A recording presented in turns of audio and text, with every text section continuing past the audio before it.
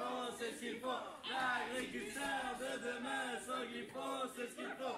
L'agriculteur de demain sans glyphosate, c'est ce qu'il faut. L'agriculteur de demain sans glyphosate, c'est ce qu'il faut. L'agriculteur de demain sans glyphosate, c'est ce qu'il faut. L'agriculteur de demain sans glyphosate, c'est ce qu'il faut.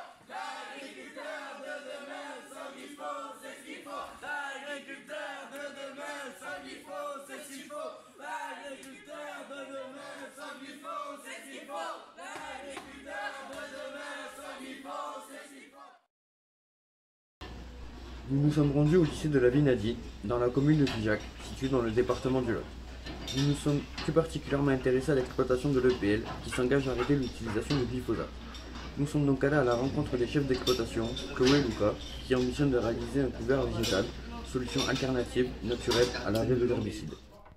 Une agriculture de conservation des sols, une pratique qui supprime les labours. Nous laissons aucun sol nu l'hiver, les sols sont très aérés et retiennent l'eau, ce qui est un avantage en cas de sécheresse et à l'inverse, ce qui peut éviter les inondations. Comme nous ne laissons aucun sol nu, après le maïs, nous semons du métail pour l'ensiler. Avant, nous utilisions du glyphosate, à ce moment-là, après l'ensilage.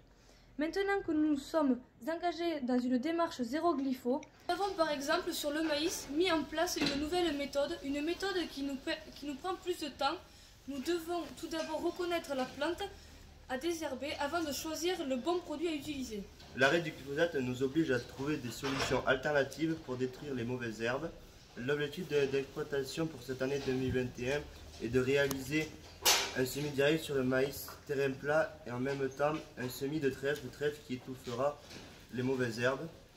Donc ce couvert vivant entre le maïs rendra le sol moins chaud, notamment en cas de sécheresse. Les couverts vivants vont empêcher l'évaporation des sols. Les changements climatiques et la société obligent l'agriculture à s'adapter, à trouver des solutions alternatives, à innover. L'agriculteur d'aujourd'hui doit faire évoluer ses pratiques tout en assurant l'alimentation des 9 milliards d'êtres humains prévus en 2050.